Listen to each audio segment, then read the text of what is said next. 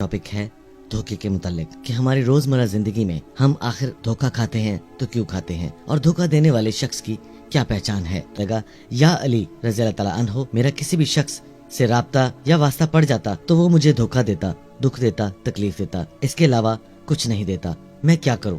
یا علی رضی اللہ تعالیٰ عنہ، میرا گھر، میرا کاروبار، میرے معاملات زندگی، میرا حساب کتاب سب قرضے میں ڈوب چکے ہیں، میں بڑا پریشان ہوں، مجھے ان معاملات کو درست کرنے کا طریقہ سکھا دیجئے۔ یہ سننا تھا کہ حضرت علی رضی اللہ تعالیٰ عنہ نے فرمایا، اے شخص، اگر تم کسی انسان کو پہچاننا چاہتے ہو کہ وہ دھوکا کرے گا یا نہیں کرے گا، یا تم کسی سے ملاقات کرنا چاہتے ہو، یا کسی سے بات کرنا چاہتے ہو، کسی سے کاروبار کرنا چاہتے ہو، تو 3 مرتبہ اس کی آنکھوں میں پڑھ کر یہ پھونک دو، یا علیمو یا علیمو یا رحیمو یا رحمان، پڑھ کر اس کی آنکھوں میں دیکھو۔ اگر وہ شخص آنکھیں چرانے لگے یا گھبرانے لگے تو سمجھ جانا کہ وہ تمہارے لیے ان معاملات کے لیے بہتر نہیں ہے، بلکہ اگر وہ شخص مطمئن رہے اور مسکراتا رہے تو تمہیں اس پر بھروسہ کر لینا چاہیے، اور تم اس پر بھروسہ کر سکتے ہو۔ خواتین و حضرات، ایک مرتبہ حضرت علی رضی اللہ تعالیٰ عنہ مزدوری فرما رہے تھے، کسی شخص نے ان کی خدمت میں حاضر ہو کر فرمایا، یا علی، میں ہمیشہ انسان کو پہچاننے میں غلطی کر دیتا ہوں، مجھے پتہ نہیں لگتا کہ کوئی انسان میرے بارے میں کیسی سوچ رکھتا ہے، کہ کوئی بھی معاملات ہو، دوستی ہو، رشتہ داری ہو یا کوئی اور کاروباری معاملہ ہو، ہمیشہ میں اپنے تعلقات سے ہمیشہ نقصان اٹھاتا ہوں، تو کوئی ایسا عمل بتائیے جس میں اس انسان کا اصل روپ کھل کر میرے سامنے آ جائے، اس کی پہچان کیا ہوگی۔ حضرت علی کہتے ہیں کہ اگر کسی انسان کا ظرف دیکھنا چاہتے ہو تو اسے عزت دو، اگر وہ باوقار ہوگا تمہاری دی ہوئی عزت کے بدلے تمہیں اس سے زیادہ عزت دے گا، اور وہ انسان تمہارے لیے بہتر ہے۔ یا ایک مرتبہ سورہ نصر پڑھ کر اس کی آنکھوں میں دیکھو، اگر وہ خوش و شادمان رہے اور مسکراتا رہے تو اس کا مطلب ہے تم اس شخص پر بھروسہ کر سکتے ہو۔ اگر وہ شخص تمہارے سامنے پریشان ہو جائے، گھبرا جائے، تو سمجھ جانا کہ وہ تمہارے لیے بہتر نہیں ہے، اور وہ شخص تمہارے بارے میں اچھی سوچ نہیں رکھتا۔ سامعین کرام، آج کل لوگوں نے اپنے اوپر اس قدر خول چڑھا لیے ہیں کہ ان کا اصل روپ نظر نہیں آتا، جب ان کا اصل روپ سامنے آتا ہے سامنے والا دنگ رہ جاتا ہے۔ اسی لیے ہر کوئی ہر کسی سے آج کل دھوکا کھا رہا ہے، اور مجبوراً پھر اسے کہنا پڑتا ہے کہ آج کل کے زمانے میں کوئی سچا دوست نہیں ہے۔ سامعین، آج ہم اس پریشانی کا حل آپ کو بتانے جا رہے ہیں تاکہ آپ دھوکے باز انسان سے بچ سکیں۔ دوستی میں شک نہیں ہونا چاہیے، ایک دوسرے کا بھروسہ کبھی نہیں توڑنا چاہیے، ایک کو دوسرے پہ پورا بھروسہ ہونا چاہیے، اعتماد ہونا چاہیے، تاکہ ان کے آپس کے معاملات ٹھیک رہیں۔ خلوص اور سچائی کی زبان ایک دوسرے کو جوڑے رکھتی ہے۔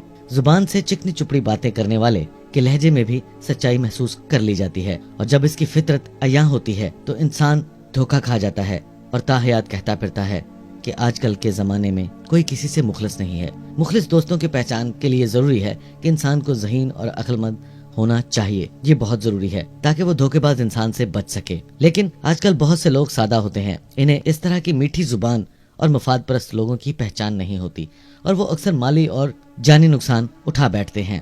خواتین و حضرات، چہرے پر موجود دوسرا انڈیکیشن وہ آنکھیں ہیں جو کسی بھی انسان کی شخصیت کا دروازہ کھول دیتی ہیں، تاکہ آنکھوں سے کسی کی خلوص و محبت کو بھی پرکھا جا سکے۔ البتہ واضح طور پر دکھائی دینے والا ایک دھوکہ باز، جھوٹا، بزدل اور فراڈیا انسان ایسا بھی ہوتا ہے کہ جس کی آنکھیں کسی کو دھوکہ نہیں دے سکتی۔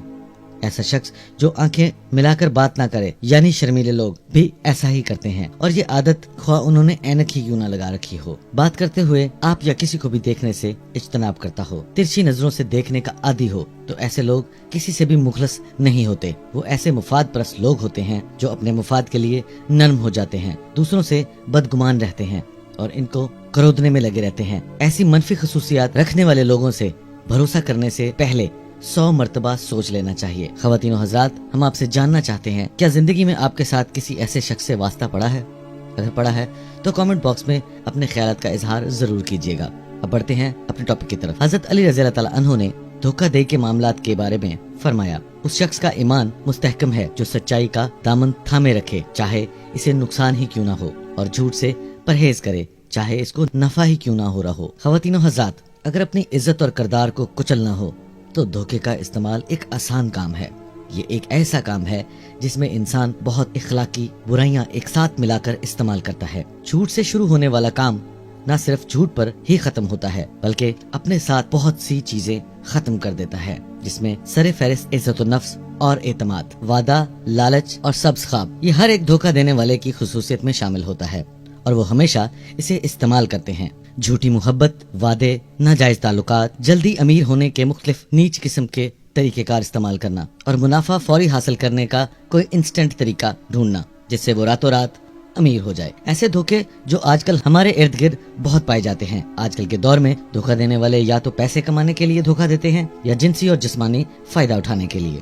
دھوکہ، جھوٹ، فریب اور اس طرح کے ڈکوسلے استعمال کرنے والے لوگ یہ جانتے ہیں کہ وہ کیا کر رہے ہیں، مگر اپنی عادت اور شاید مجبوری کی وجہ سے وہ پیچھے نہیں ہٹتے۔ دوسری طرف دھوکہ دینے والے، دھوکہ کھانے والا اس پر اعتماد کرتا ہے اور لٹ جاتا ہے، برباد ہو جاتا ہے۔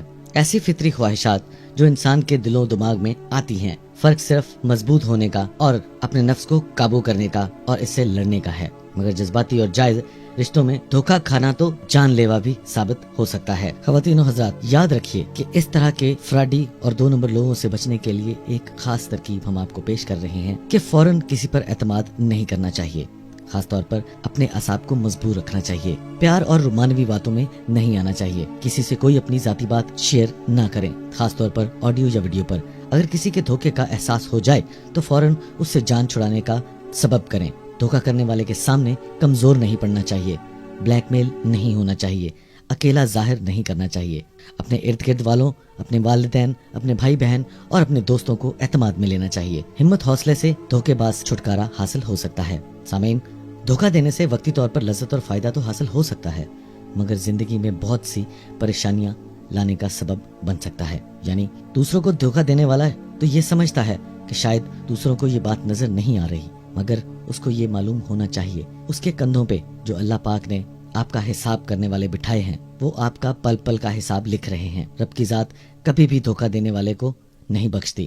یہ بات خود کو سمجھا کر اور ارد گرد کے لوگوں کو بتا دیں کہ دھوکہ کھانے والا شریف اور مجبور اور خاموش ہے، مگر آپ کا رب تعالیٰ سب کچھ دیکھ رہا ہے، اور ایک وقت آئے گا کہ وہ آپ کو بھی شاید اسی موڑ پر لا کھڑا کرے جس موڑ پر وہ آپ کے سامنے آیا ہے، جس کو آپ نے دھوکہ دیا ہے۔ دھوکہ دینا تو بہت آسان ہے، مگر اس کو سہنا بہت مشکل ہے۔ آج کل مارکیٹ میں اس طرح کے بہت سارے دھوکہ دینے والے، شوبدہ باز اور میٹھی زبان میں مہارت رکھنے والے، آپ کی آنکھوں میں، آپ کے کانوں میں اور آپ کے دماغ میں دھول جھونکنے والے بہت آ گئے ہیں، اور ان کی چالاکی اور مہارت کا یہ عالم ہے، آپ کی آنکھوں میں سے کاجل بھی چرا لیں تو آپ کو پتہ نہیں چلتا۔